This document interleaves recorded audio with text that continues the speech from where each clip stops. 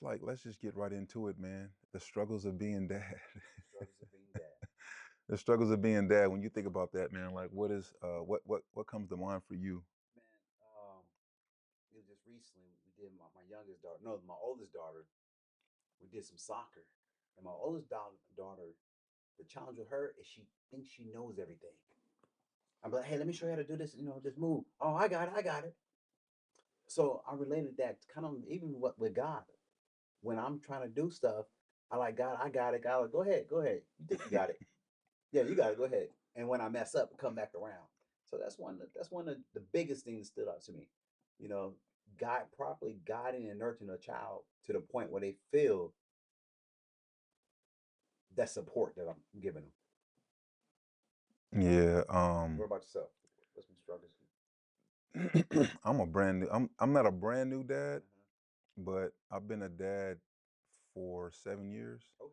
You know what I'm saying? So it's like there's been levels, man. You know what I'm saying? Like I started out as a dad to a son Hmm. that wasn't biologically mine. You know Okay. what I'm saying? So stepping into it, I was already kind of I was one of them that I never really honestly like I didn't think that I would marry Hmm. or link myself with someone that already had a child. So that I think that was already an obstacle with me going into it. And mainly not because I don't think that there's value there, but I think it was more so because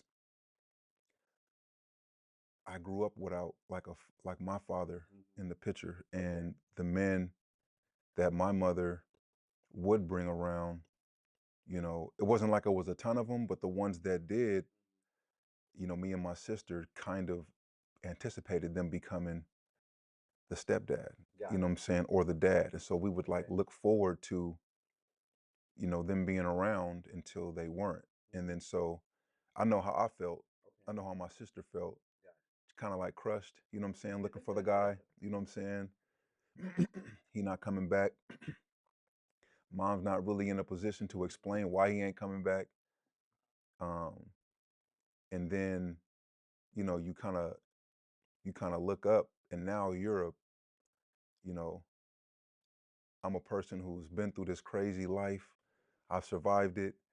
Mhm. And now I'm in a position to connect with somebody and potentially start a relationship, but they have a son of their own Okay. that's 6 years old, Got which it. is when my memory kind of starts to go back to like the last few years with my dad. Got And so thinking about it, I'm like, how am I going to be? I mean, I was committed, it. Hmm. you know what I'm saying, with his mom, but it was like, how am I going to be who he's going to be expecting me to be? Hmm. Where is his dad? You know what I'm Okay. saying? How is this going to work out? Yeah.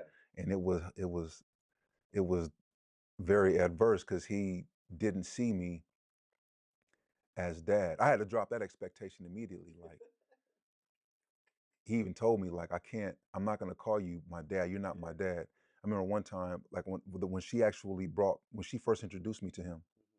we went out to eat at this Philly cheesesteak place over there off Osai Boulevard.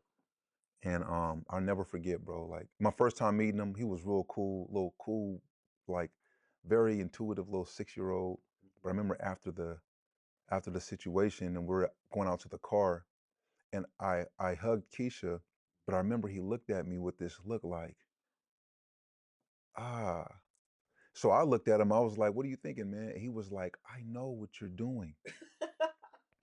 Yeah, he was like, you're trying to take all my mom's love. Oh my goodness. Yeah. Yeah, little Ian, man, you're Yeah. trying to take all my mom's love. And I was like, nah, I'm not trying to take, I said, your mom's love for you, Uh-huh. can't nobody get that, man. I Yeah. literally said that. I said, what me and her are building, Hmm. it doesn't compare to what you guys have. Okay. You know what I'm saying? And he was just like, and I was like, so what are you saying? I can't date your mom? Because this was all this was about. I told her I wanted his permission. Yeah. So at the end of the situation, he was like, he said, I'll tell you what, I'll make a deal with you. Hmm. It's little Ian. I'll make a deal with you.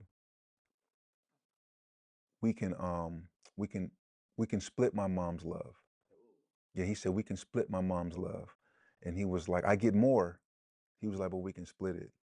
And so I think that was my first like introduction to like being accepted by um being accepted by like a child that I was beginning to have the confidence. Well, that gave me the confidence to call Mhm. him my own. Okay.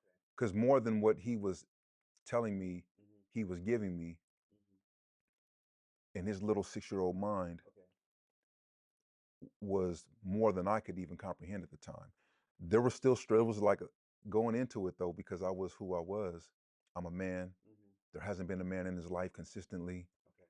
So now the challenge of discipline and correction and morals from a man's perspective, values and stuff, he's starting to be introduced to. But he's like, So yeah, man, I think that I didn't feel like I wanted to tuck my tail and run. Okay. I was committed to Keisha and I was committed to him. But I started to understand real quickly that I had to be committed to being like a father or a dad, Mhm. but that I didn't know how to be. You know what I'm saying? Mhm. I didn't know how to be. I watched my grandfather be a dad to my uncle, Okay. but there's so much there's so much distortion there that it's hard for me to really tap in to see how he intentionally may have tried to point out this is how you father. Okay. You know what I'm saying? More so than him just being the head of house, the man with a grandson and a son in the house and just leading, I guess. You know what I'm Right. saying? But yeah, I found out real quickly like I don't have like this generational hand me down Okay. to be like a man or a father in this kid's life. You know what I'm saying? But that was like my introduction to fatherhood. What was your introduction to fatherhood? Yeah, well, shoot. Yeah, that was, oh man, you hit it on there. But I had a question for you, but I come back. I'm gonna Yeah. answer your question first. Mm-hmm. Man, my introduction to fatherhood is 17 years old. I'm pregnant, fresh out of camp. Um, yeah, Fresh out of camp. What you mean, fresh out of camp? juvenile detention. Camp quit, Mac. I wish. was you already pregnant before you went into camp, or did you come out of camp Oh, and get pregnant? in camp, golly, rough fast back. So yeah, so I got a furlough from camp. I started being good, gave my life to God in camp.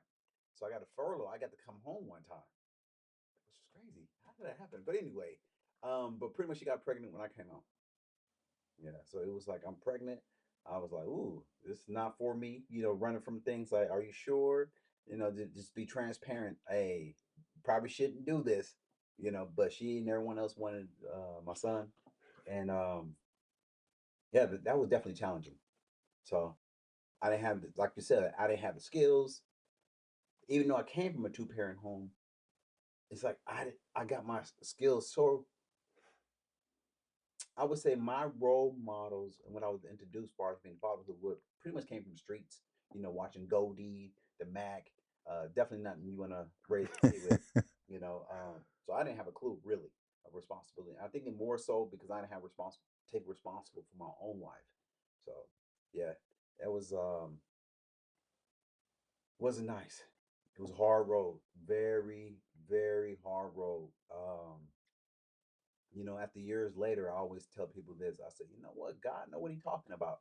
He said, maybe you should be having sex before marriage and stuff like that. And I'm just saying, those principles alone, having a kid at 17 years old trying to figure out who you are and trying to manage the process is no joke. So it was hard. I mean, I don't even know how to say anyway. I made every mistake. I did everything wrong. And I did a few things right. And I had a lot of key examples. So, but my question I'm looking at from your process, why was it important for you to get the approval of Amy, so to I mean, speak?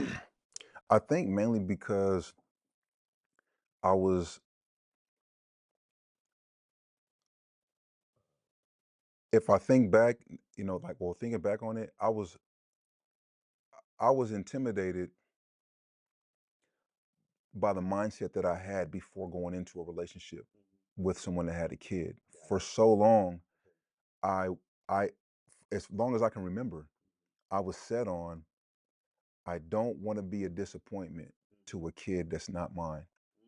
Mm. And remember the mindset I was in. Yeah, yeah. You know what I'm saying? So I was in, but then when I changed my life in prison and I came home and I was like, because I was in a relationship, but that relationship came to an end. So then there was this new reality of like, man, that was hard. Mm-hmm. And we didn't have no kids. Okay. Transformation happened when I was in prison, came home, tried to make it work. It just didn't work out. I definitely cannot go into a relationship carrying what I'm carrying as someone that's reformed and transformed Mm-hmm. and expect a woman to trust me because I didn't know it was going to be Keisha. You know what I'm saying? It's like I didn't know it was going to be Keisha. It just ended up, it's like I'm going to end up with a woman Mm-hmm. someday Okay. and my background, someone, they if they have a child, it's going to be hard probably to, I'm thinking to trust me Okay. with my criminal history. Got it. I don't have nothing that has to do with nothing that hurts kids or Yeah. women, but it's like I still was a violent person. So it's Got like their mother and their father, you know what I'm saying, like would have to know who is this dude? it. Got it. You know what I'm saying? So that was, but it's like you find out quickly, at least I did, going into the situation, I was like, Keisha's accepted me. Mm-hmm. If Ian says, I accept you, even though it's like he doesn't have a developed out perspective, like he can be manipulated. You know Mm-hmm. what I'm saying? Yeah. Like it's like I still was like, I'm not gonna do anything to press upon him Okay. to try to influence him, Okay. other than I couldn't help the way I was looking at Keisha. Got it. He identified Yeah. that. You know what I'm saying? Yeah. Like, you up to something, man. Like, I ain't never seen no one look at my mom like that. But Yeah. it's like I felt like I needed him to tell me, I accept you. Even though I don't know you, I accept you, you know, to I think just help me to be a little bit more confident in stepping into what I believed I wasn't going to be able to hold back from, which is being a man in his life. Okay. You know what I'm saying? Like, Mm. absent of what I didn't learn from my own father throughout certain years, but then also I ended up gaining a relationship with my father. Got it. And so there was some advice that he gave me, indirectly and directly, Okay. just through how he raised, you know, uh, my brothers and sisters. You know what I'm Yeah. saying? My brother and sisters. But yeah, man, I just felt, I think ultimately, if I can just come back and answer that question directly, it's like, um, I, I needed his approval because it was the only way that I think I could have gone forward comfortably in a relationship with Keisha. If he would have given me, if he would have given me any sort of like, Yeah. I'm thinking that. What if he said no? yeah, if he would have said no, or Okay. I don't like this guy, Yeah. or I hate you. And mind you, there were points in the relationship after that that those words, I don't like you, Mm-hmm. you'll never be my dad. Yeah.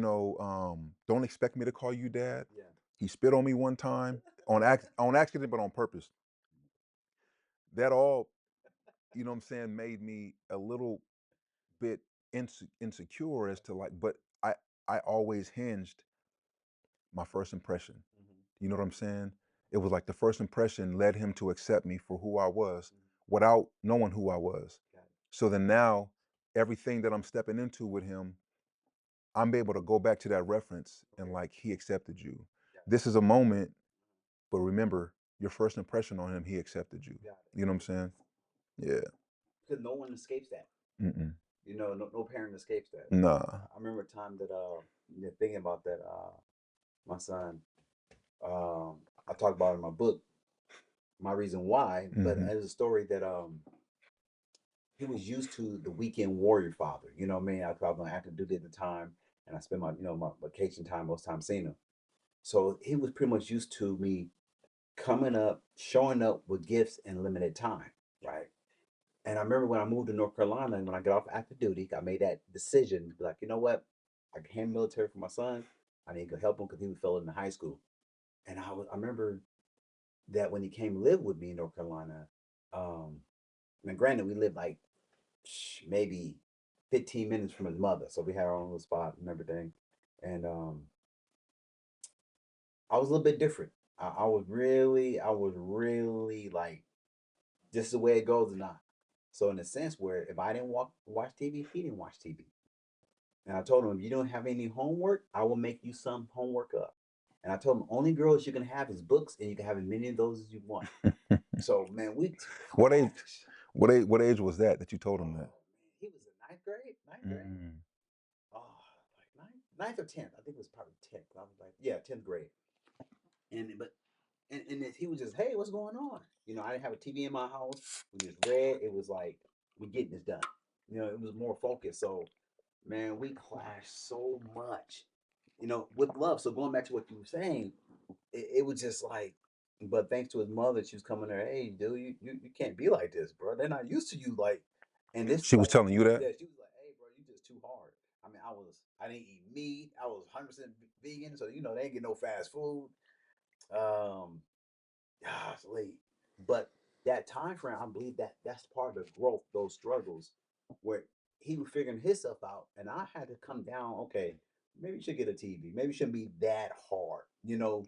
Everything, not everything, but some things is good in moderation. So yeah, it was challenging, but it was worth it. What would you what would you say your biggest struggle in fatherhood was the first 6 7 years of fathering your son? Man, that's a good question. So I mean, you gotta let me take you back. The first 6 7 years, my son first got out of camp. We moved to the Bay Area before he was born. My family did another year of high school and going to college and doing KFC. My first job in the Bay. Traveling back and forth, bro. I was trying to still discover myself. Mm. I didn't know who I was. Talk about that for a minute. Yeah. We'll come back there because, Okay. but like the self discovery while you're bringing a whole new life up, Yeah. like the struggle there. The, the struggle there, it was almost, before the military, I was in a militant mindset. I gotta succeed. I gotta do better than what I was doing. I gotta get a real high school diploma, not one from you get from Campo, a court school. Um, so I went to another year of high school to get a real high school diploma. Bro, it was just, I worked, went to school, and went to college to make sure I can graduate on time. In the midst of all that, I had a son. In the midst of 8 hours away, or six, depending on the traffic, 6 to 8 hours away. I'm in the Bay Area. She's down here in the ocean side. It sucked, bro. It sucked. It sucked much. And I still didn't know who I was as a person. My identity was like, I'm just not going back to that lifestyle. So anything I was doing better than the street lifestyle, I was like, hey, I'm doing a lot good. But yeah, so it sucked. Yeah. It sucked. I'm trying to tell you, man. Those were some long. I mean, it was times I drive from the Bay, get out of high school on Friday. My god brother, me, Albert, he just drove with me. Sometimes I drove by myself. Drove 8 hours to Oceanside, shoot, and she'll tell me, "Hey, I didn't tell you to come and get him." Mm. I was like, "Good lord," it sucked. Who would you say you were at that time? Like looking back, like who was Keith at that time? Oh, that's a good question. Um, Like who were you telling yourself you were? Because I know identity for me. I think I'm more, man. That's a good. I was more not telling who I was, who I wasn't. Well, that's You know what I'm oh, saying? so that's good right there. Because Yeah, I'm thinking about it that's because good. That actually is a good point. my first in that time frame from 3 months to 6 months of getting out of Campo, I had my first job. I actually worked in Castro Valley at KFC. Then we moved to Alameda. Then I'm in Encinal High School in the Bay. Then I'm going to Alameda College to make sure I got my credits graduating. Um, the Bay Area was foreign to me. You know what I mean? It was just it was so different. It was good for me, but it was so different, way different from the gang culture of Southern California. The Crips and Bloods in Southern California. So it's like I didn't really fit in. It was like an outsider. All I knew, I had a kid coming and was about to be on the way in December, and I just had to. So I was just going, and I spent most of my life just going. Okay, this the objective for us, what I thought was success, Hmm. and go do that. Everything else was that's a powerful question. So it wasn't so much who I was; it's who I didn't want to be. Right. I Yeah, know. put it that way. No, because you know, that's one thing that I kept thinking about as I was bringing myself around Ian, because that was my biggest thing. Is like I still was trying to see myself. I'd only been out a year. Mm. I'd only not been gangbanging since 2010, and this was 2018. So it's like that's like 8 days. Yeah. You know what I'm saying? It's what it seems Yeah. like. It's like, and then when you step into a kid's life, Mhm. it was like it was hard for me at times to not see myself as the person that law enforcement once see me as. Mhm. Some of them, my so-called once enemies once see me as, Mhm. even myself. Mhm. So I would try my hardest to not make a mistake, Got it. whatever that might look like in his eyes, Mhm. because it's hard to convince yourself like he don't know who Yeah. Baby G Man was Yeah. or is. He don't know you committed all them crimes. He Yeah. don't know you was in that life. He don't know. He don't know. All he knows is Timothy. Yes. You know what I'm saying? Who's in his life now. Mhm. So I would always have these like run-ins with this imposter syndrome. Mhm. You know what I'm saying? When it came to like, because it's a young boy too. So Okay. you want him, I'm thinking like he's gonna mirror Mhm. me. I don't know yet. I ain't been in his life enough to see how kids follow the patterns of the men or women that are in their lives. Mhm. I can try to reference my own, but I know a lot of that is foggy. More of my memories is what I have of me mirroring older homies from the neighborhood or Yeah. my uncle, you know what I'm Yeah. saying? Men, Okay. men wise. So it's like I can imagine how being, because I'm 35 at the time. Mhm. 17, Yeah. 18, just Yeah. removed from camp, Yeah. and then moving to the Bay outside of like the area where, which was probably, well, not probably, it was a blessing It was definitely that you so weren't put supposed to be. right back into the neighborhood Yeah. with your baby boy. Yeah. You know what I'm saying? So yeah, I think there's a lot to say about how just in the identity Mhm. realm of fatherhood, depending on your background, Mhm. how it could be a struggle. But there's growth there. You know what I'm saying? All struggle, I believe, leads to some kind of growth. Um, you got two daughters, Yeah. two now. You know what I'm saying? Like, and then it's crazy because you had a son Yeah. and two daughters. You know Mhm. what I'm saying? I have two daughters too. They're close, kind of close in age to your daughters. But when you found out you were having a daughter, um, how did that influence your like perspective as a dad? Yeah. That's a good question. We didn't find out. We planned, Hmm. we planned. We tried. We coordinated. This got that was one time. How should I say? It? I was like, it was like on the clock. All right, it's our time. Let's go. Like, dude, I don't like this. It's like, where the emotions at? But looking at that process, it was beautiful, bro. It was beautiful, man. Looking at that process, it was so different. It was planned. Um, it was in a wholesome situation. I didn't miss none of the appointments. I was there for both my daughter's birth and seeing that it's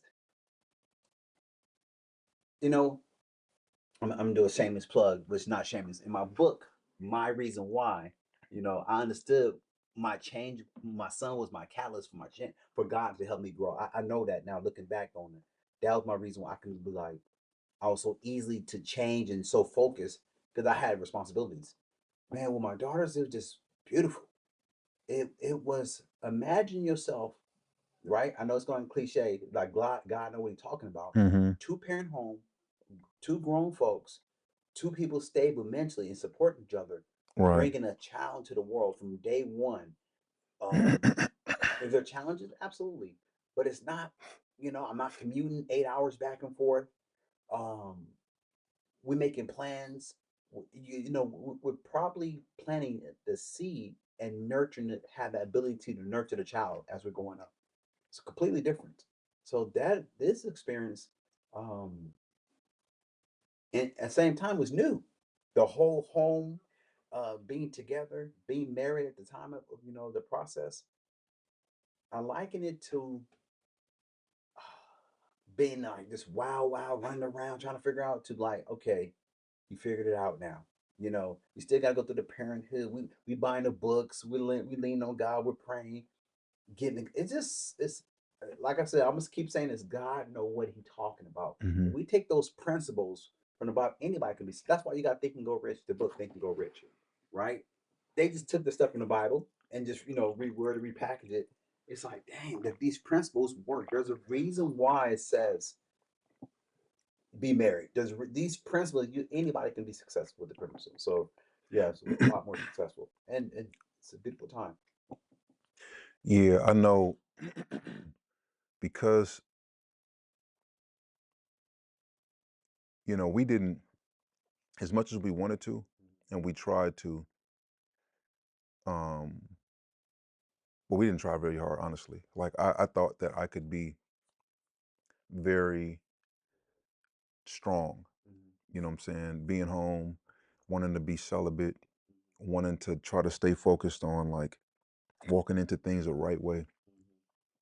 Keisha and I weren't married when Samira was conceived, and she was conceived fast. You know Yeah, what I'm saying? Like she came very fast. yeah. We ended up getting married. Uh, she was conceived in April. We ended up getting married in December. Um, but I'll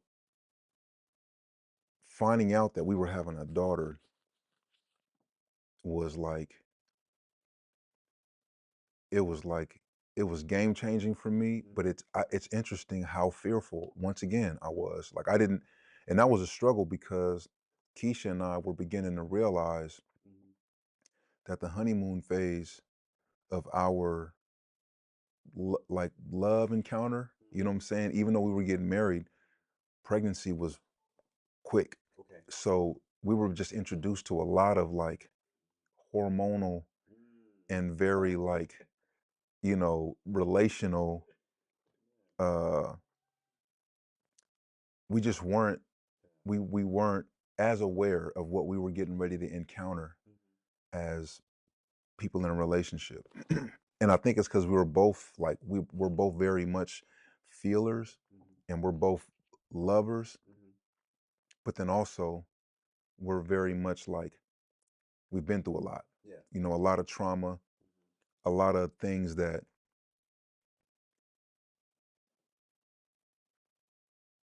parent wise, on one side or another, we just didn't have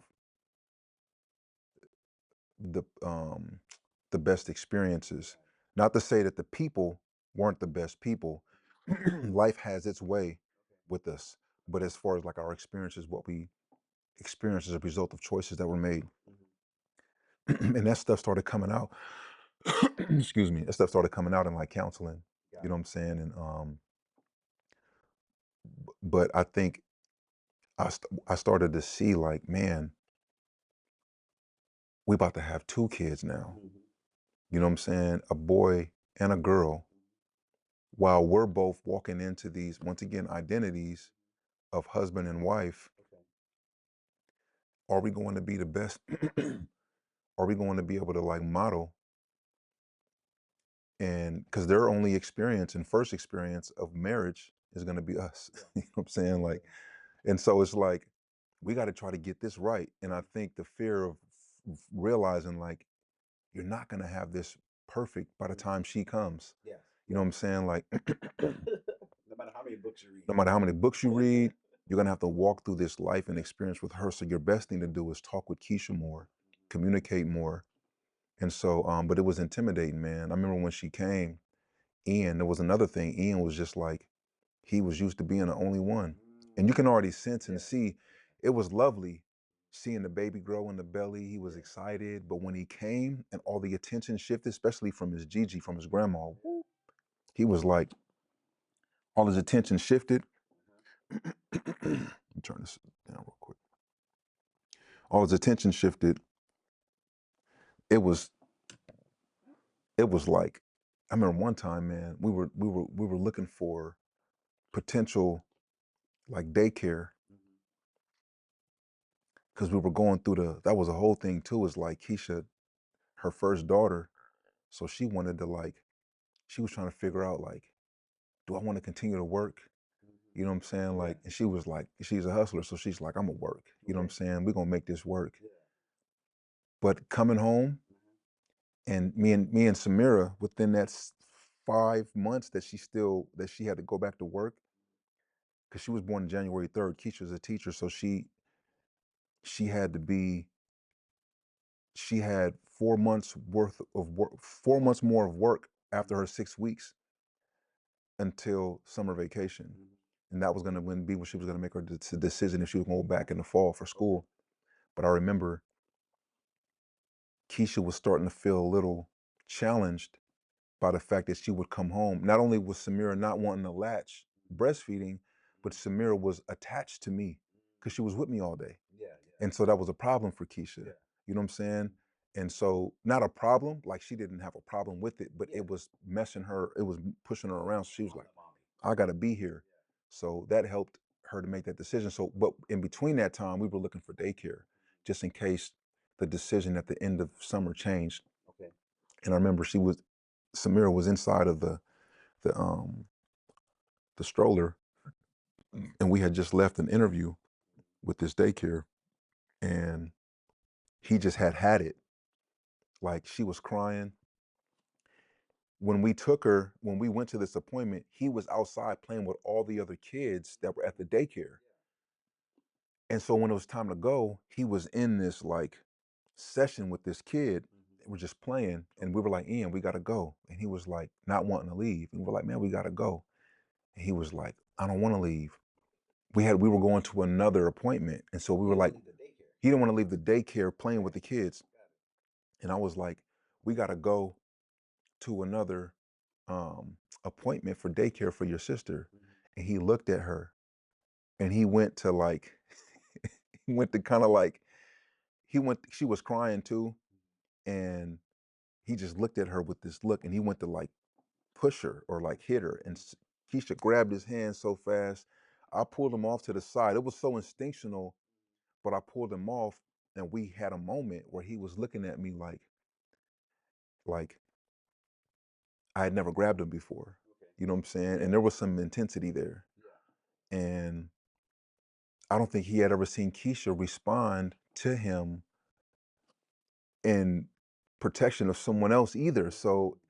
it just threw him for a loop. And he looked at both of us like we was the enemy. Oh, that's y'all doing? That's how Okay. y'all getting down. Okay. Program.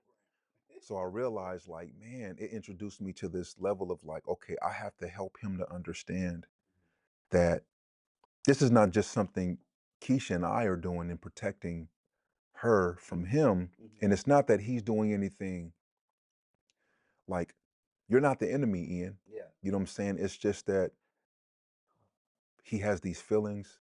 He's feeling like he's losing his grip on his mom, and he don't really even know how to still accept me, but it's like I'm here. Mhm. And we had to like, we were walking into this new, I think, phase of like, okay, we got a daughter coming. I mean, we have a daughter here. We've been giving all this attention to her. Mhm. Everything's been about her. Yeah. I still have to father this kid. Yeah. Like, how do I now? Mhm. This was an introduction to like really like I've been like neglecting Ian. Mm. You know what I'm saying? Like, Okay. and how am I gonna do this now? Because there's two kids, but this, I don't know if you've had that moment, but there's a reality that comes where it's just like you expect, because that was our fault. I think we expected Ian to understand. Yeah. You know what I'm saying? Like, Mhm. but we didn't realize, not only because he's on the spectrum, Mhm. that he was beginning to feel like he was losing that connection Mhm. with his mom. You know what I'm saying? And then where I think he was looking like, you're the other male or man, like you've been telling me, Mhm. and you're like, you're it's like you don't understand either. And Mm. it's like, nah, I really don't understand. You Okay. know what I'm saying? But at Yeah. the same time, it's like I can't expect you to understand that I don't understand. Yeah. You know what I'm saying? So yeah, that kind of like, it intimidated me a little bit. I'm like, man, how am I gonna be? How do I do it? And obviously God was always like the reference. Like going to him and saying, okay, Lord, you're the father of fathers. Okay. You know what I'm saying? Like, help me understand, Yeah. you know what I'm saying? Like, how to father, these kids. Mm-hmm. But you got a newborn baby girl, then you got this 7-year-old boy. Yeah. Keisha and I are fresh married. Mm-hmm.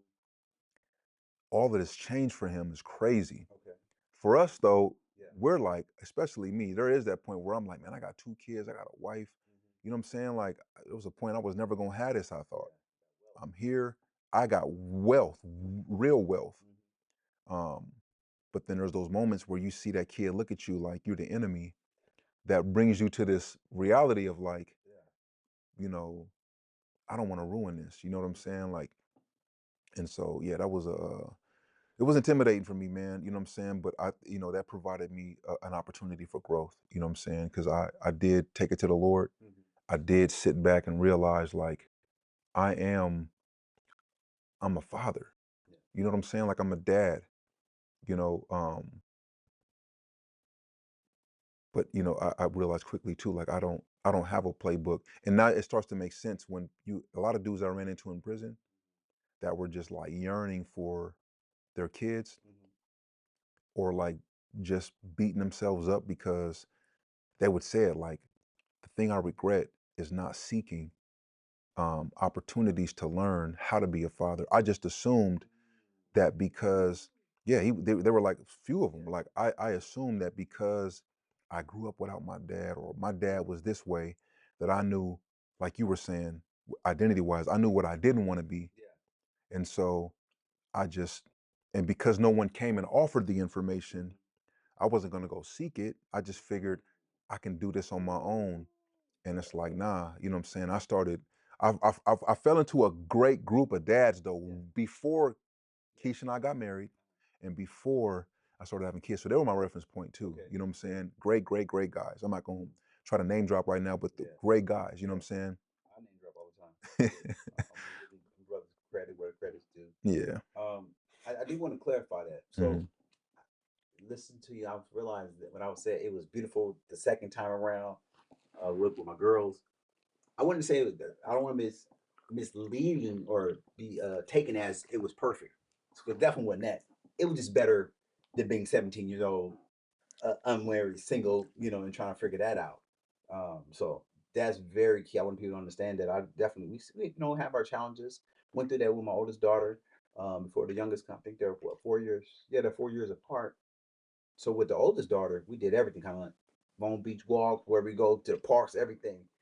Then when the youngest came, the connection is different, right? So my wife, I didn't know this. My wife and her a wisdom was like, hey, you gotta start doing stuff with Alea by herself, the oldest one. I was like, huh, really? Because it was started noticing those things, you know what I'm saying? Kind of like, hey, you spending more time with her now, and Did you ask her why? Like, did you ask her what she noticed? Like, what did she notice? Or did it get to that point to where like you, because she had to have noticed something for her to encourage you, hey, spending you, my own time, okay. spending my time. But was it affecting one or the other because you weren't? Yeah, so it was affecting my oldest daughter, and she was noticing like, man, look at you now. She be mad, and I was like, really? And sometimes I can just go. I get my mission, my orders, and when I'm on focus, I just focus on that. So I get tunnel vision, and that's a lot of times that's not good. And I didn't even realize it because what happened was, we had the first one, the second one, my wife just burnt out. The first child, I was still go, go, go, hustle, hustle, win, win, win. So, I was most of the time at the office when she had her. So, she'll be home with the baby with the oldest one all day. I come home from winning and be like, hey, let's have fun. Okay, go to sleep. And it's like, oh, okay. So this second one, I was really, I worked my schedule around her. So I was like, okay, well, let me take her first and trying to give my wife a break. Why is that important? You said you work your schedule around who? Your second daughter, or Yeah, or just? became both of them. So I Mhm. became aware. Like my wife, she experienced postpartum. I didn't have no idea what that was.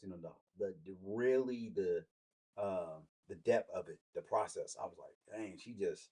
I'm like, go somewhere, go walk, go do what you got to do. So I stepped up in that area, and I just started to refocus my life, what I was doing, and I was like, you know what? I need to focus my activities around my family. I really need to live that God, family, then business or whatever. How I get my income. So yeah, that was a focus, and I had to go to God for that. I said, being married and being a father with three women in my life, two girls and my wife, bro, that keep me so close to God. I'm like, God, I need help. I got to be sensitive in those situations. I got to be more, as they say, soft at times. I'm like, Lord, I need this. I need some direction. Like I'm in the morning praying, like, God, okay, help me figure this out. I need help. So listening to the wisdom from that. Is there anything about what you're seeing today that's like that you struggle with in a sense of like, okay, as a father, how do I prepare the minds and the hearts and the eyes and the ears of my children and the spirit of my children for um, what's up ahead? I don't even think about that because here's why. I think You don't think about it at all? no. Let me tell you why. Because things don't change. It's always opportunity mixed with difficulty. Check the history. That's not going to change. What's also not going to change is the kingdom principles. My job is to be present and teaching these kingdom principles. God given on the scripture. That's it. Well, then that's the preparation, though. I mean, but Well, but I get you. I yeah, mean, if you're, I get you. You're saying like, because the question was, is there any grief or is there any, and that's you saying I don't have none. because what I'm saying, Ultimately, right. think about even though the time frame back then, it was always opportunity mixed with difficulty. I mean, we all gonna have challenges, but we also gonna have principles too Hmm. to stand on. So through life, I realized like if you stand on principles, you never gonna go wrong. Don't mean it's gonna be easy. Then it means it's gonna be no grief, but you're never gonna go wrong. You'll be on the path. And I focus on what I can change right now in the present, not what I can't change. Hmm. That's good. Because I can't change the future. I might be gone tomorrow. As a father, would you say that that I would say honestly, just hearing that, it's like that is very biblical. You know what I'm saying? Like that's very like even the question I asked, if we're not careful, it could force someone to think about something. You Yeah. know what I'm saying? To like, oh, the future. You know what I'm saying? Of because that's where my mind tends to go sometimes. Sometimes I see how influenced my daughters are by whatever they want to watch or whatever they see, and it kind of pushes me around about 10 years from now. You know what I'm saying? Um, is college going to be important to them, or is what do they want to be when they grow up? You know what I'm saying? And how is the world going to try to influence them to be what the world wants them to be? You know what I'm saying? I tend to think about that often. And it does grieve me a little bit. It's always been that. But I'm saying now I'm a father. You see what I'm saying? It actually did that to me. You see what I'm saying? Like it did that to my dad and my mom. So there was a divorce, there was a split. Like there was no, I don't know, I wasn't them, but there wasn't the like I can't look back and see a time where I seen my dad and my mom just come together and be like, boom. Samira and Zuri and Ian, there are times where they look at us and be like, so is this what, is this how you communicate? Literally, in their own way, they've asked, is this how you communicate in marriage? You know what I'm saying? Like, should we, Ian especially, should I expect to have intense conversations with my wife? And it's like, yes. You know, and we want you to understand that this is the way that you grow in marriage. You know what I'm saying? Like, but it's like even just for the future of being in a marriage, they say right now the statistics when it talks about marriage, the divorce rate is higher than it's ever been. You know what I'm saying? Like, so just even with like what's being promoted now, you have these schools of thought where you have the red pill community, then you have these other communities where it's just like, in order for you to be married, you should look for these things in a wife. If they're not doing these things, then men understand that marriage is a contract and it's a business and you're going to be taken advantage of. Then you have women that are like, women, if your man is expecting these things of you, then understand that they're looking for somebody that's going to be someone that they can just, traditionally, leech off of for babies and for,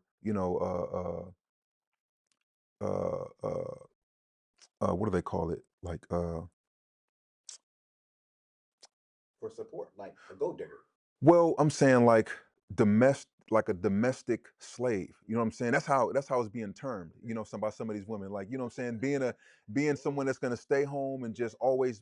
But then you have that smaller percentage that understand the reality of like how this is being blown out of proportion and how it's rooted in selfishness to a degree. You know what I'm saying? Like these men and these women just want what they want in the sense of what satisfaction provides a person, and it's like out of the context of like what the true purpose of marriage Yeah. and family was established on Mhm. and is. It's been made to be something else by that spirit that doesn't want healthy, healthy marriage and healthy. Which, and I'm saying all of this because in turn that affects you. It affects you and me. Well, not necessarily. It all depends on who you are. It affects you as a father. You know what I'm saying? If one way or another your child does grow into one school of thought or another that pulls them away from a healthy um a healthy way of living. You mentioned sex outside of marriage. You Yeah. mentioned like certain these Don't things. do it. Don't Yeah. do it. It's gonna cost you a It's lot. gonna cost you, you know what I'm saying? It's One gonna way or cost you another it's gonna everything. cost you, Don't you do know what it. I'm saying? Trust me, I know. um Unfortunately. but you were getting ready to say something. Yeah, I think that but we, I don't focus on that. It's not that I'm above this, right? And unfortunately, I think it's because of my experience with my son. I lost my son, so whatever plans I have, nothing. But what matters is what I instill in them. I can't control if they can go left or right. But guess what? Just like a plant, I can properly nurture it. I can properly water it and do my part. The words that train up a child in the way it should go. He wouldn't depart for it. So even when they have that time frame, what am I doing right now? Mhm. Am I more focused on what's going on out there, what they're doing, or am I focused on these principles that we have in this book? The principles that do not change, because God can't lie. It's there. That's what I need to focus on. That's gonna the world gonna be the world, bro. So it's no fault to. So I guess I'm not saying that I'm some kind of super guy like I figured it out. I have, but it's been figured out over 2,000 years ago. So I think that's the point though. It's like, and that's the point, and that's a great answer to the question, because the reality is just like you have to have. I think this is the thing. If we walk around life as fathers and husbands talking about I don't got it all figured out, I don't. right? But you do. Well, I know I have my source figured out. Period. So Yeah. it's like if you have that figured out, the rest of it is figured out. You know what I'm saying? Especially if you're like, I'm not even looking to 10 years from now, Timothy. I'm focused on now. You in the context of what you have and understand about today, you figured out how to get through this day. I'm not going to worry about tomorrow. I'm going to instill in my children the principles that need to be that need to be instilled in them, that at some point they'll have to lean on, but I will have done my part. Worrying about what's going on 10 years from now is not going to help them Yes. ultimately. You know what Yes. I'm saying? And that also goes to give some context. Is I stay connected to the source, God. Hmm. I'm in that word daily, looking for instructions. Okay, this is what I need to do. Looking out like the book you sent me. What's that? Good Man in the Mirror. Powerful book. Like, oh shoot. Man in the mirror, for the fathers, for the husbands, for men, period. Get that book, man. Man in the I'm mirror. telling you, Man in the You know what Mirror. I'm saying? That is one of the best books. I won't go into that. You know what I'm saying? Man in the mirror. Yeah, that I'm gonna give a shout out to. That's a great book that had a trans. I didn't say transparent, but it really just put it this way. After reading that book, after giving that book, I read that book. I was like, wow.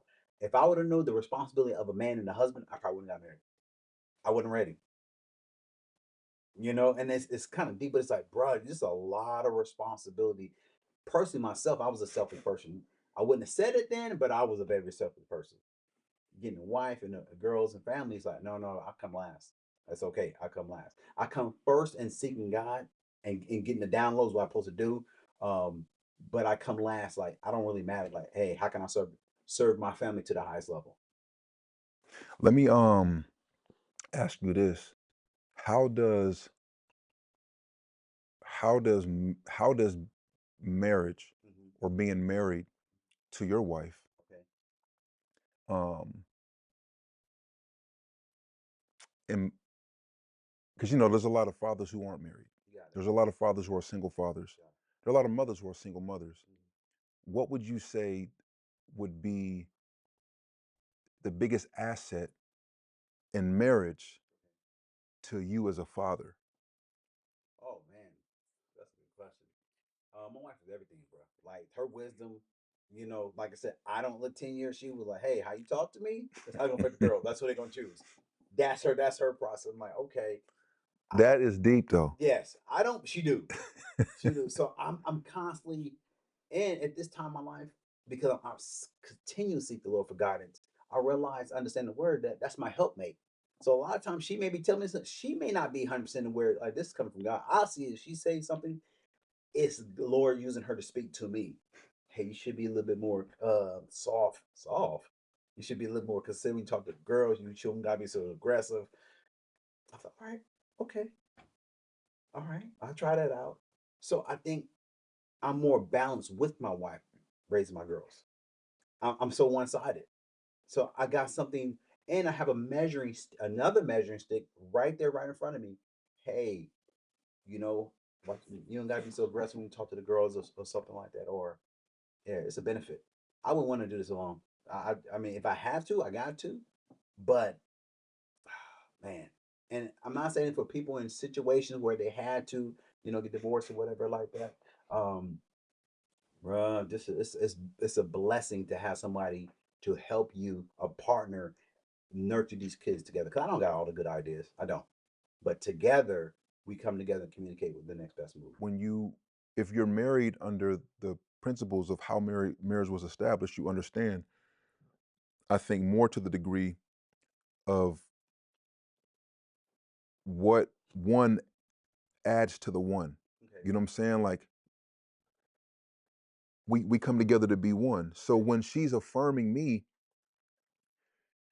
she's also she's also affirming, like, you know,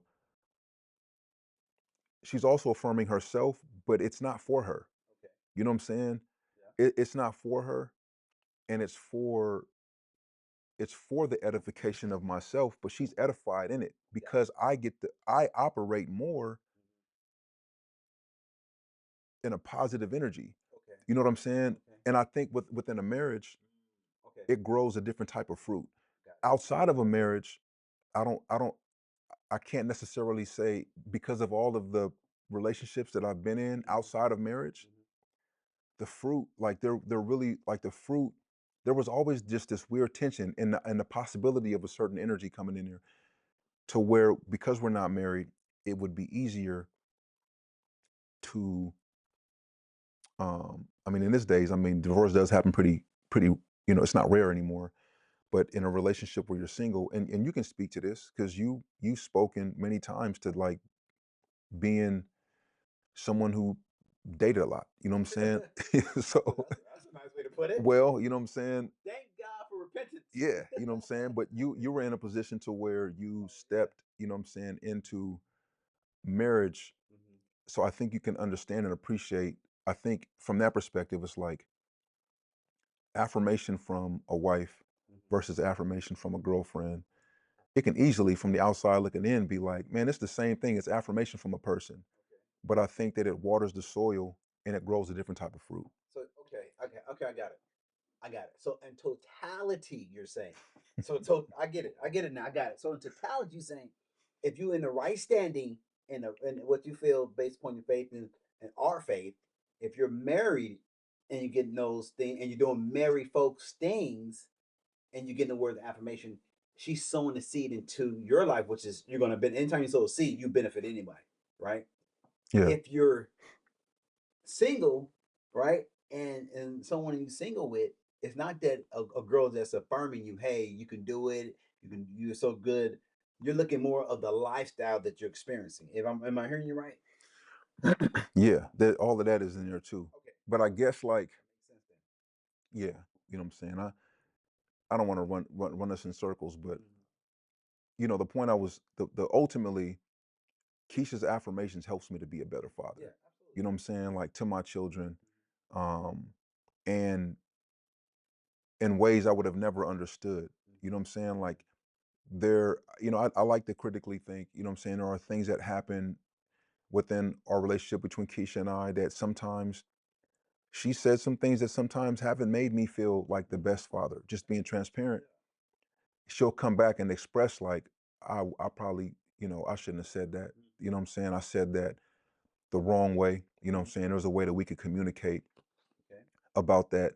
But even that, you know what I'm saying? Like, you know, bouncing back from that and being like, you're a great father. You just need to be around more. Okay. You know what I'm Yeah. saying? Like, and then having the girls or Ian, I remember one time, I've shared this with a few people. I remember he was like, we were getting ready to pray. And this was when he was 8. So 2 years in, he was like, or maybe he was 9, 8 or 9. He was like, hey, before we pray, can I ask you a question? I was like, yeah. He said,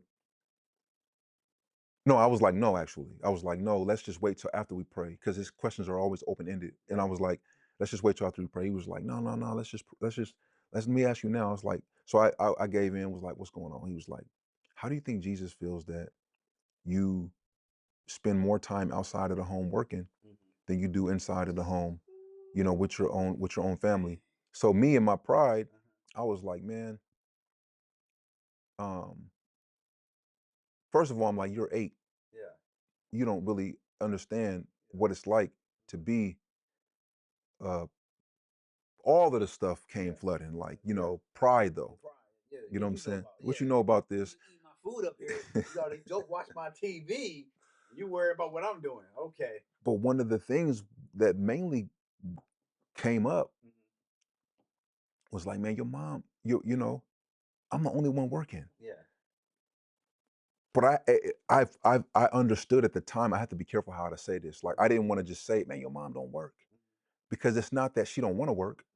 It's just that she chose not to go to work, and she wanted to be there to raise up the kids. You know what I'm saying? But it was just, I wanted him to understand, like, look, your mom's is home with you guys Okay. while I am out for you guys. Okay. You know what I'm saying? Like, and this is crazy, man. He was like, no, no, I get it. He was so sharp, man. I get it. Like, you have to work, you have to be gone. He was like, but are you making good decisions or are you making bad decisions? And I was like, yeah, I was like, and I still didn't get it. I didn't get what I believe the spirit was doing at the time. I'm like, what do you mean? You know what I'm saying? Like, and he's using the same logic and references that we are when he makes a bad decision, with whatever responsibilities that we said that he has, with whatever we give him. Are you stewarding it well? Yeah. Are you? So he was just like, are you making good decisions or bad decisions? And I'm like, man, who does this little dude think he is? And I was like, man, I'm making good decisions. You know what I'm saying? And then he looked at me. He was just like, so you're making good decisions? And I was like, yes. And then he was like, okay. So then I was thinking about it. I'm like, so we prayed. Okay. I left the room and I was convicted, because I'm like, something about me saying I'm making good decisions. I said it because I wanted to believe it. You know what I'm saying? But I really didn't fully believe that I was making good decisions. I was convicted in this. So I was like, I looked and I was like, I was looking to the Lord, most mainly in my heart, like, God, help me to see. And then it was like, bam, it hit me like, he was he meant with the time that you're actually at home, with the time that you have away from work and you're at home with them, are you making good decisions with your time? The time that you have free from work and with them, are you making good decisions?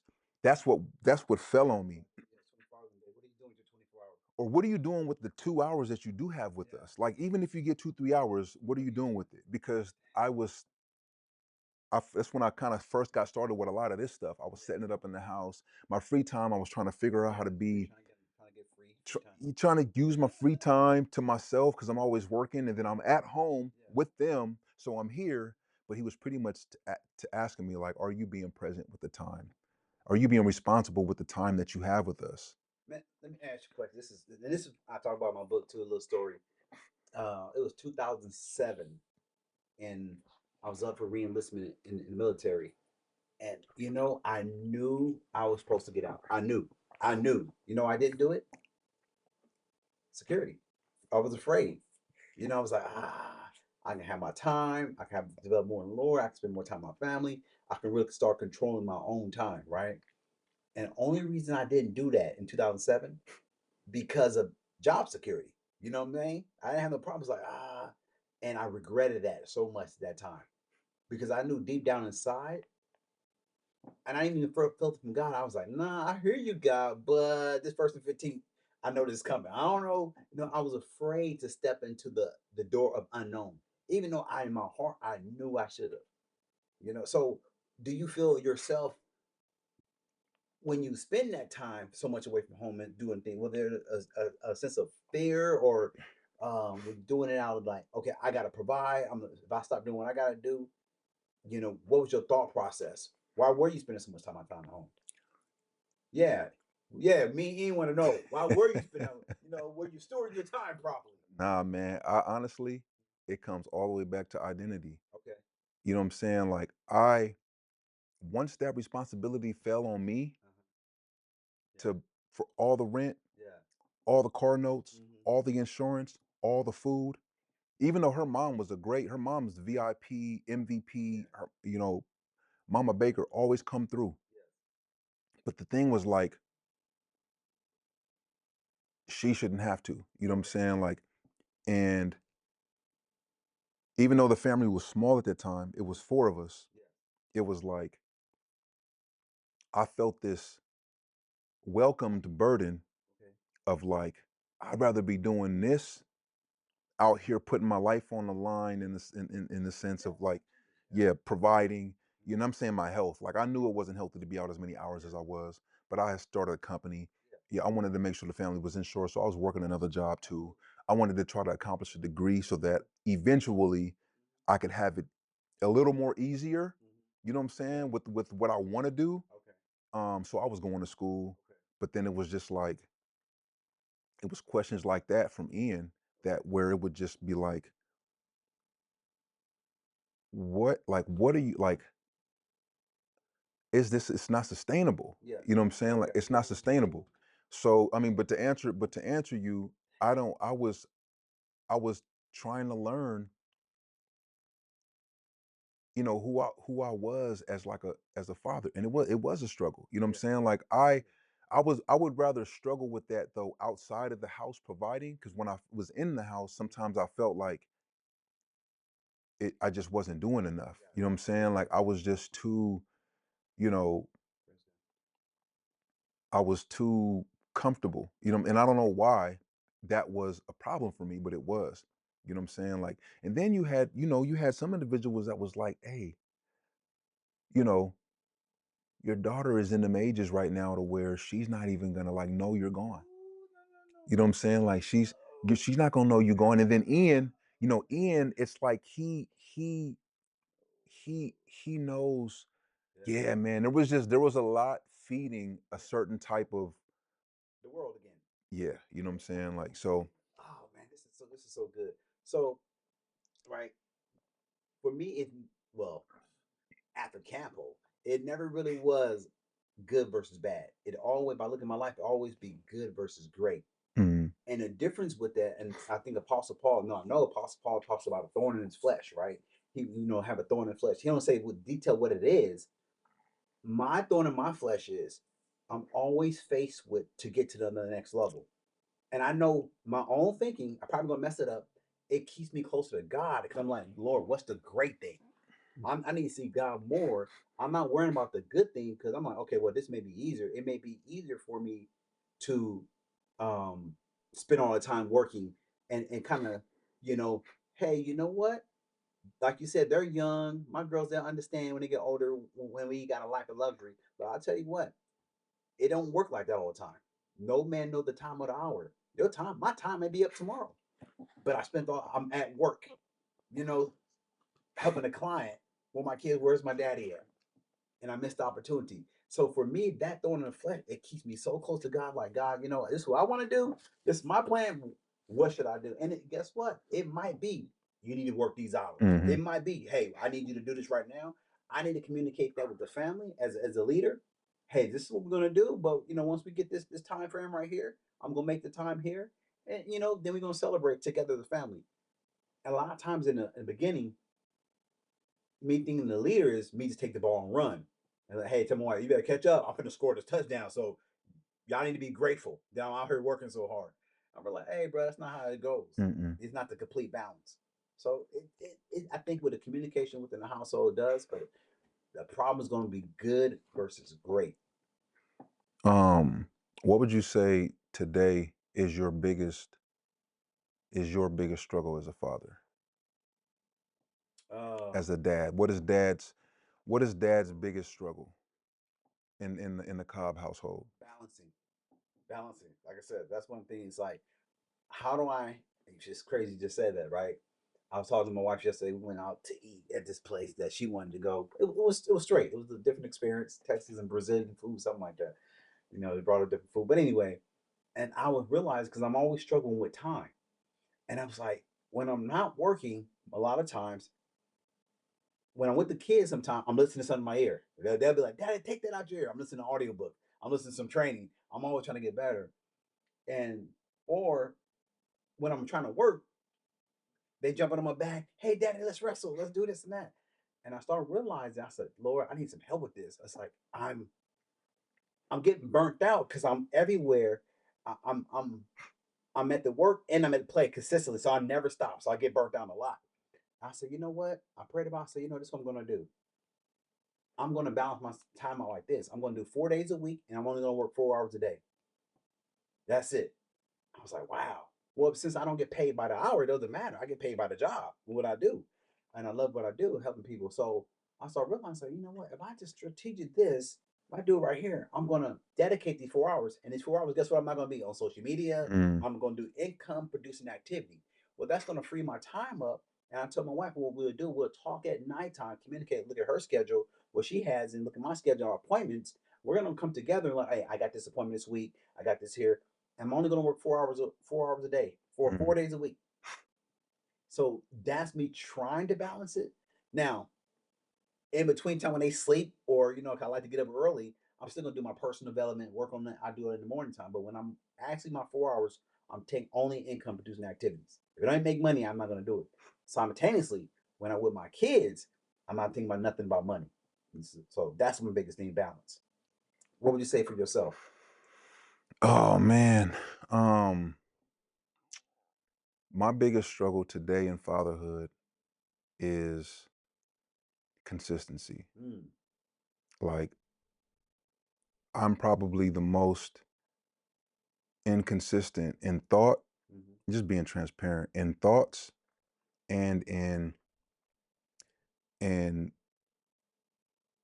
commitment. Okay. You know what I'm saying?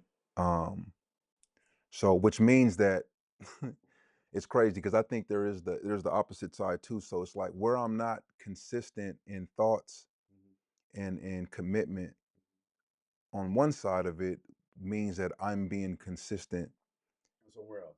in somewhere else and Absolutely. I'm being in commitment somewhere else and in thoughts somewhere else. You know what I'm saying?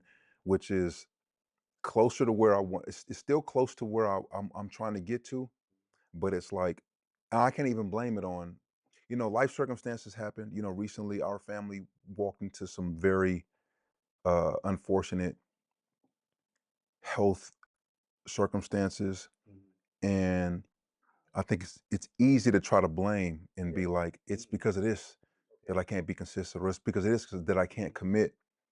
But in all actuality, I think like we know truthfully what our what our patterns are, like what our behaviors are, and like why we're really choosing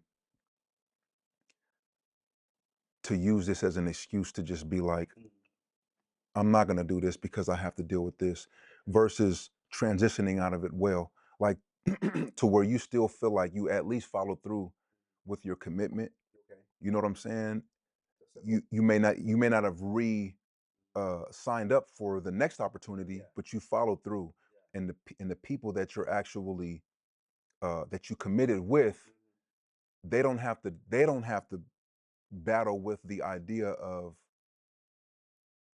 Timothy just kind of just left, Mm-hmm. left me for dead, or um, Timothy kind of just, left things in limbo. Mm-hmm. You know what I mean?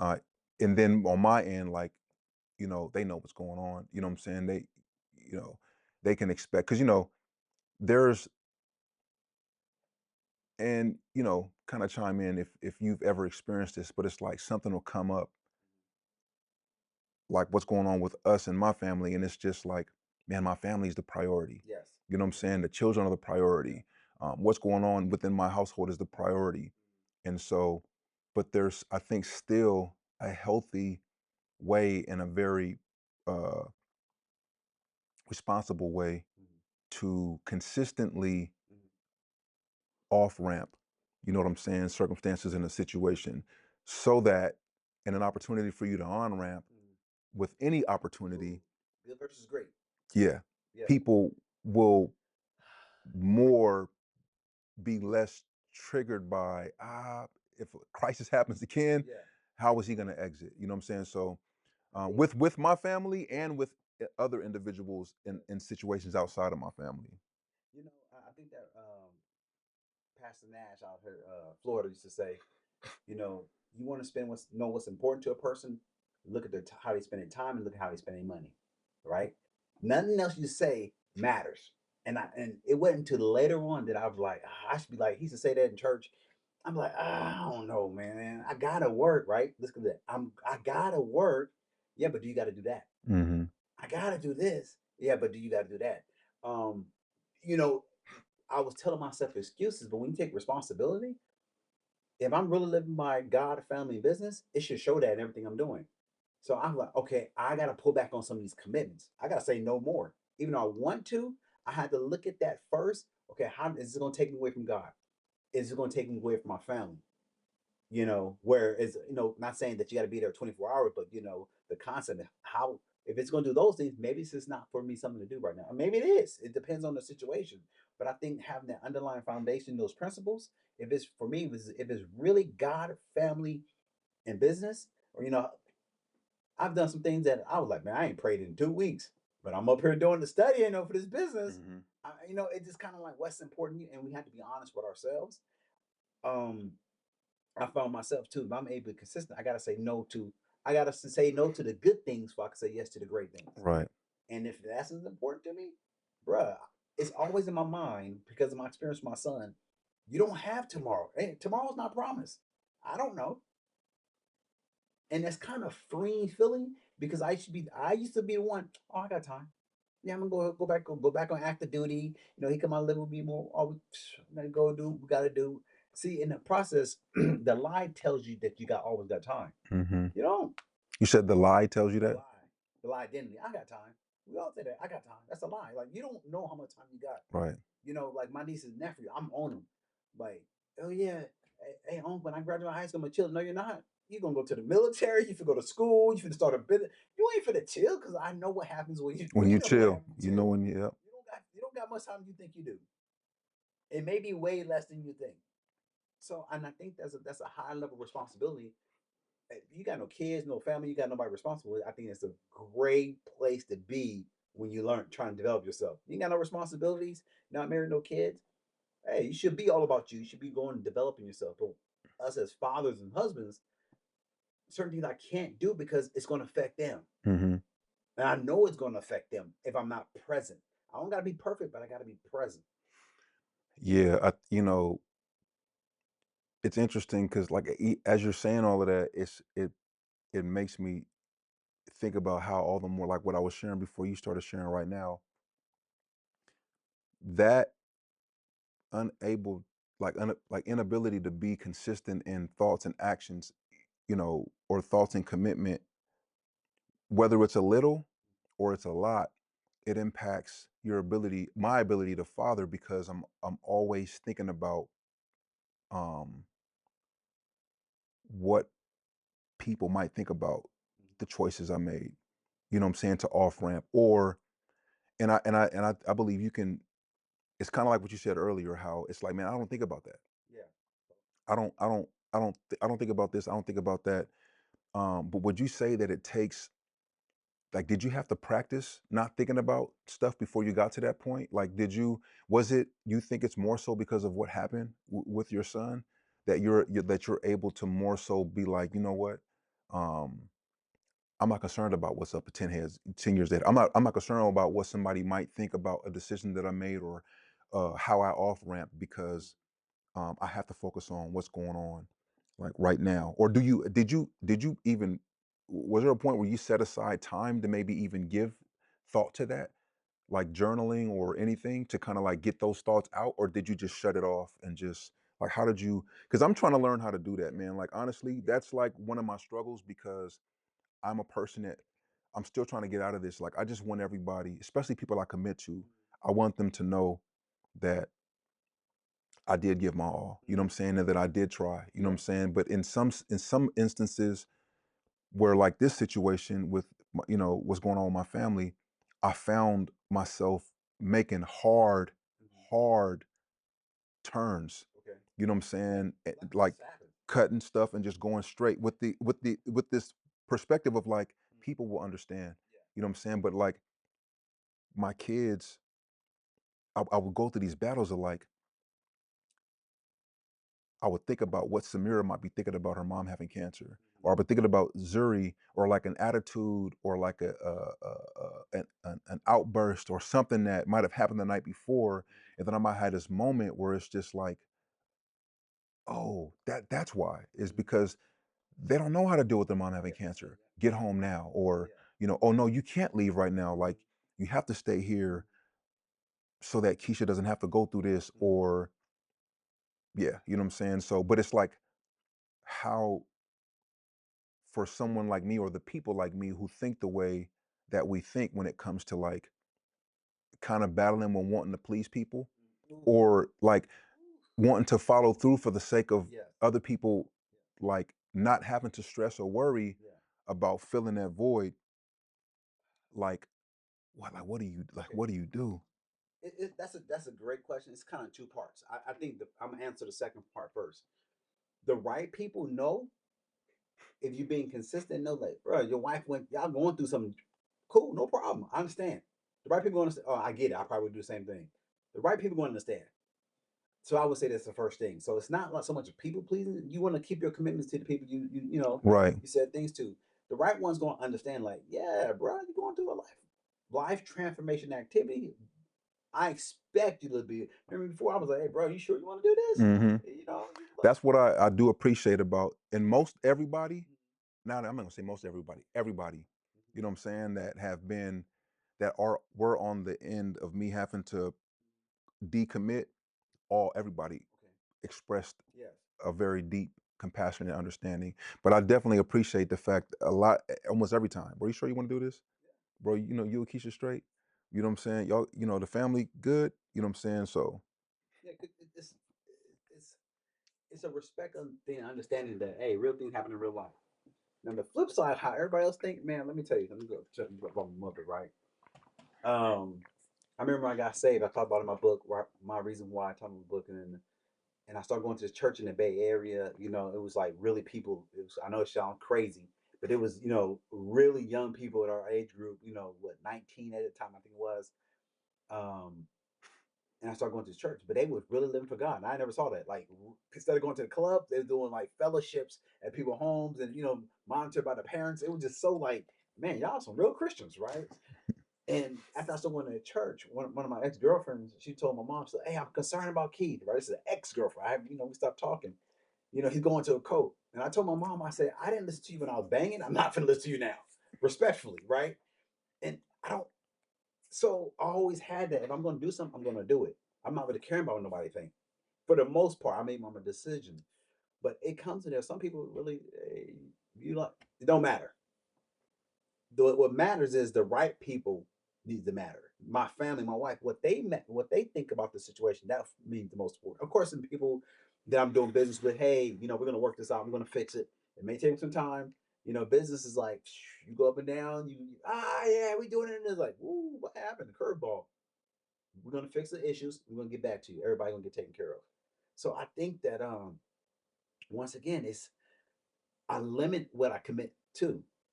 And I gotta be true to that. If it's God, family, business. Before it was business, business. Oh, let me get God on the side. Family, I'll get to you guys later. Mm-hmm. You know, I got time. I got time. Mm-hmm. What's gonna happen when you don't have time? I think that's the real message.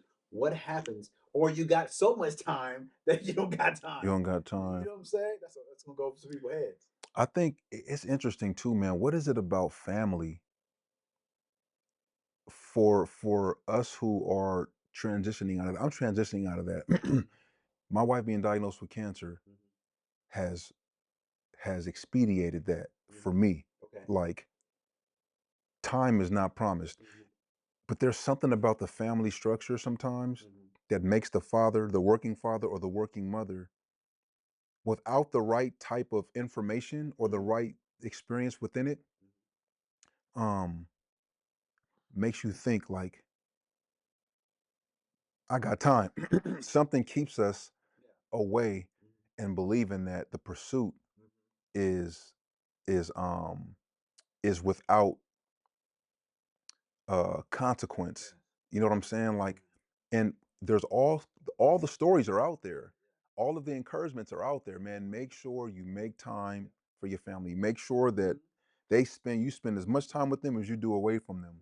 But there's something, what do you think it is about the Come on. family, like the family Come on. dynamic for the man or the woman that's the provider or the breadwinner that makes it okay to stay away? Okay. All right. Let me tell you though, it's not that they think that it's okay to stay away, but same thing when I help a client with life insurance, they think it's not going to happen to them. Mm. Point blank. Everybody think I'm not going to get it. It doesn't happen to me. So in that mindset, and we get comfortable in the familiar. Oh, I woke up to you yesterday. You're gonna be here. It's the same process. So you just thinking that it's gonna be there tomorrow. Has there been a point where Alea has expressed like, Daddy, will you are you going to be home today, or are you going to be home tonight, or are you going to, maybe not night, because I know a lot of what you've been doing for a long time you've been able to do, you know what I'm saying, like within the circuit of your immediate family's presence, you know what I'm saying, but um maybe not, Dad, will you be home, or was there anything that she's communicated to you that led you to believe, dang, like I'm not present?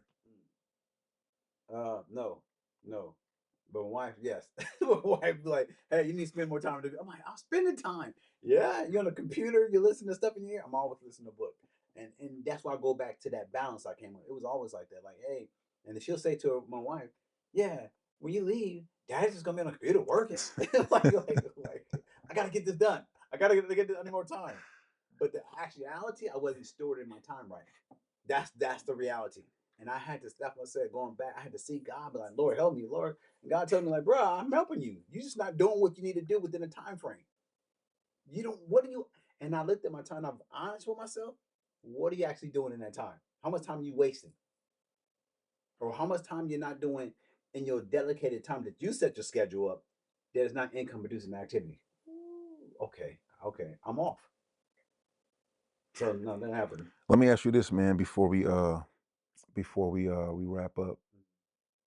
You know, what have the struggles of being dad um, produced in you that we're gonna see uh, fleshed out in my reason why? And just, yeah, if you can, just take the opportunity to talk more about my reason why, what led to, you know what I'm saying, you Man, I'm gonna give it to you. My reason why book.com. You can get it right now. My reason why book.com.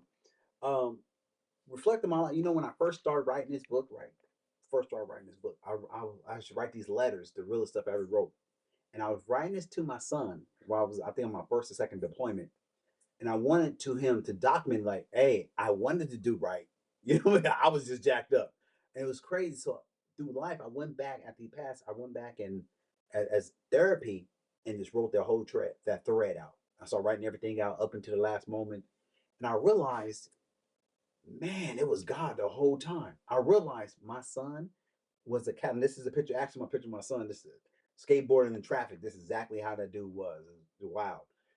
But I realized that that was my reason why for changing. That was my catalyst that kept me going. You know, being in those bad situations, campo, I get on my hands and knees and pray to God and ask for, a regular life. But I think that my son was my drive. People, how'd you do it? Like, bro, I just went. I had to be responsible. So going to that, when a lot of brothers be like, hey, what should I do? Bro, this fatherhood thing is so hard. It's so hard. And I'm not gonna be 100% honest with you. And each stage there's different levels, right? As they growing and progressing. So I gotta keep growing. And that's my thorn. I gotta keep searching God for that. So in this book, you're gonna see that thread, how God can use as a family man, the father, the provider, to use your family as a tool to get you in the right direction. Kind of like you said about Keisha. She gets sold into you, but she's benefiting.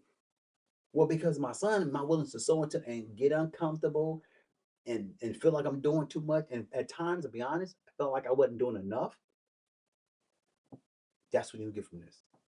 So you're gonna get a story of let me not say that. I was gonna say a story that's something you read good in the Bible, but no, I am not comparing to that. But you're gonna see how God, and you're gonna see yourself, how God can use you. You're gonna see this book as, especially as a father and a provider of, I was in that same situation. And it's not a book about, hey, look at me, I made it out. Nah, bro, there's scars, there's wounds, there's regrets, there's disappointment, but there's also faith. There's also getting knocked down, getting back up. And there's a lot of the good versus the great. Of course, after I stopped making the bad decisions. You know what I love though is like you got him on the cover. Yeah. Like, you know, there's if you don't mind, man, like close us out with why, you know, why I know you said that was just him skateboarding in the middle of the street, Yeah. you know what I'm saying, next to traffic. But and you've mentioned in this a few times that you lost your son. You Yeah. lost your son. For Yeah. context sake, if you don't mind, can you because I think just that, bro, like that has to be to some degree a struggle for you as a dad, but the beauty in being able to produce like it's a struggle because you lost your son, but like not only is he on the cover of the book, but there's a lot of what launch padded you into who you are as a father today that result from the decisions that you chose to make before he passed. You know what I'm saying?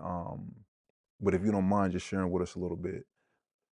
Far as that, what launched me? If I'm hearing you right. I'm sorry. So I got deep in your I'm thoughts. sorry, you know what I'm saying? Like I have the tendency to do that. So, my reason why, um, a lot of your son's life, you know what I'm saying, post him passing and pre him passing has a lot to do with Oh, who 100%. you are today. Oh, You know what I'm 100%. That's saying? my reason why. Exactly. Yeah. And so I just wanted you to kind of you went into it a little bit about something told you to just get out of the military, Yes. but you didn't because you were like the, the, there was, you wanted the security, but there was more, there was something that was actually telling you you need to get out of the Yes. military. And that was because you wanted to be more present for Yes. your son. You Yes. know what I'm saying? And then good thing that you did, Yes. you know what I'm saying? Yes. Because that put you in a position to be a part of his life Yes. and some of the last years of his life. You know Yes. what I'm saying? But if you don't mind, just talking more to like the tension there. You know what I'm saying between leaving the military for the time that you did, stepping into his life, and then walking through life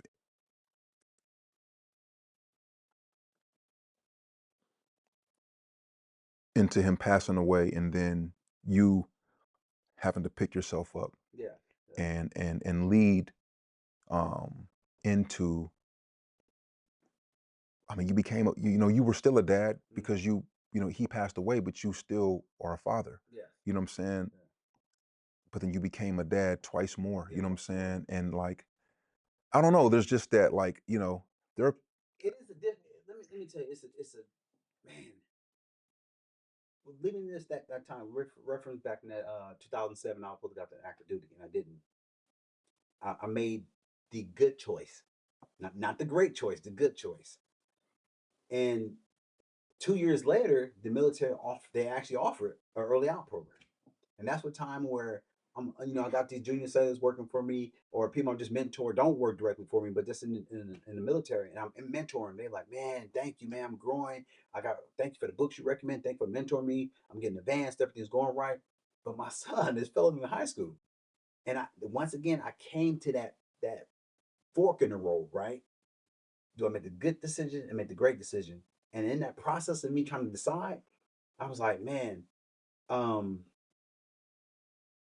I had to go back to my essence. Why did I come to the Navy? I only came to the military to take care of my son, make sure I got the benefit. That was the only reason.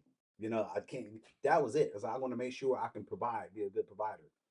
Um, but when the Navy offered that early out program, it wasn't guaranteed. It said just submit it, and you see me go out. Man, they call me stupid. They call me crazy. You giving up a good job, this and that. This is what everybody else saying. I was like, yeah. And I knew that this time I'm gonna make the great decision. Was it easy? Heck no. As they say the bill, hell or no. You know what I'm saying? It was not easy. Like I had to transition. I did a transition from Virginia, moved to North Carolina. My first, my job was up there first. Transition. I went out there with no job. My first, I joined the reserves. Bro, I was at Terminex. I don't even like bus. mm, That ain't lasted long, but I had to get an apartment. Bro, it was not easy. But with God's help, I made a way, and it was successful.